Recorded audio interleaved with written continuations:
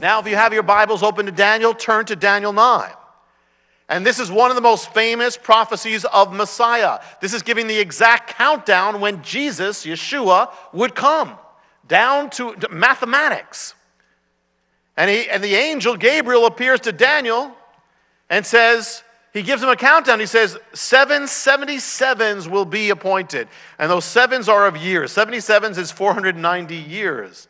Then he speaks about, just before that last seven, Messiah comes. And he says in Daniel 9, 24, 25, 26, he talks about Messiah coming and being cut off or killed. Then he says Jerusalem and the temple, the sanctuary, will be destroyed. That happened in 70 AD. That's done.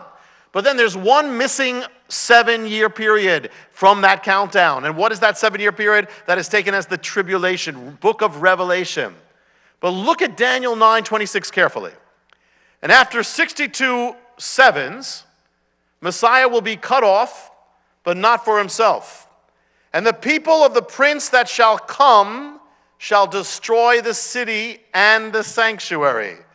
And the end shall come with a flood until then desolations are determined. Now look what it's saying. Messiah will be killed, cut off, and it says the city will be destroyed. That already happened. 30 AD, around there, Messiah's killed. The city's destroyed in 70 AD. That already happened. Then it says the people of the prince who is to come. The people of the prince who is to come will destroy the city. Well, who are the people who destroy the city? The Romans are. So who is the prince, which is the antichrist, the ruler, who's to come? It's somehow linked to Rome in some way. But look at verse 27.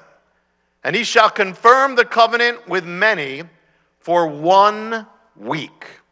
In Hebrew, 1/7. Of what? 7 years. This is the tribulation.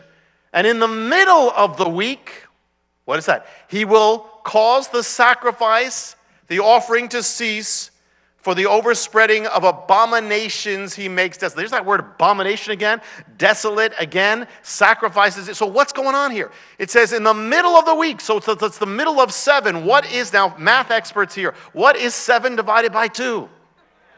3.5 years, same thing. The Bible is so consistent. From Daniel to Revelation, Hanukkah to the end times. All these things link up with the story of Hanukkah, and all these things link up with the end times, what is yet to come. And what it's saying is that Hanukkah contains this prophetic end time revealing of what's going to happen. And so in the same way, so it's crucial because we happen to be living in the end times. And so the fact that we have this blueprint is crucial for us. Because in the end, it not only shows us what's going to happen, it also shows us how to overcome in the end times. We can look around us and we can very much identify with those Maccabees who saw darkness overtaking the land, who saw a new morality taking over the land, who saw a culture that was seeking to wipe God out of its public square. They saw a persecution coming. We can see this coming now. Here you have a man who is called Antiochus Epiphanes. What does Epiphanes mean? He called himself Epiphanes. It means God manifest. He said, I'm God, basically. And we see a temple. I mean, this is Revelation.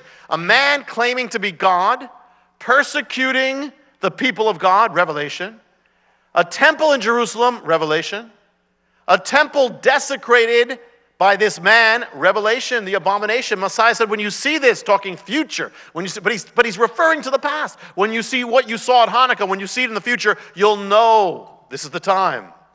Hanukkah is a revelation of what is yet to come and the strategy of how to overcome.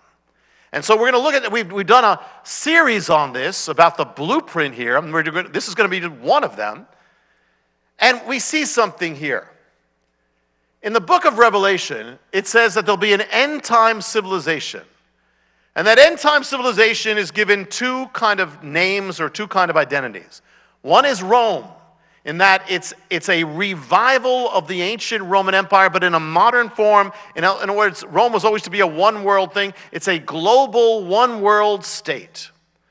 But it also gives it another name. It calls it Babylon, or it calls the system Babylon. What is Babylon?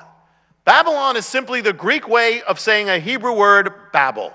Babylon is simply Babel, which goes back to that tower when man tried to ascend to godhood. And many students of Bible prophecy have seen this time and again, linking what is happening in the union of Europe, because actually many students of prophecy were always saying it's going to happen. Europe is going to unite one way or another. Because why Europe? Europe is the heir to Rome. Literally, it was part of the Roman Empire.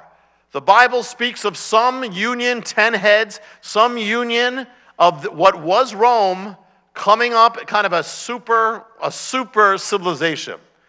It's interesting because even to this day, the world economy is teetering on the edge over Europe and its union. Over the euro, we are still teetering on the edge. But there is something here, Europe, when the European Union produced symbols of itself, one of the symbols it chose to produce, guess what, was the image of the Tower of Babel.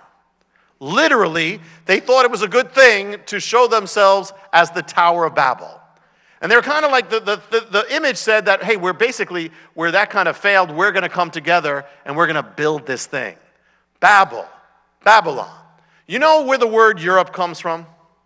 The word Europe comes from a Greek myth. And there's a myth that says that there was this woman whose name was Europa. And she was a princess, and she was seduced by the Greek god Zeus. And the Greek god Zeus seduced her by taking the form of a beast, a bull, a beast. And he drove away with her. The image is of a woman riding a beast. Does that sound familiar? In the book of Revelation, you have a woman riding a beast. Europe is named after a woman riding a beast.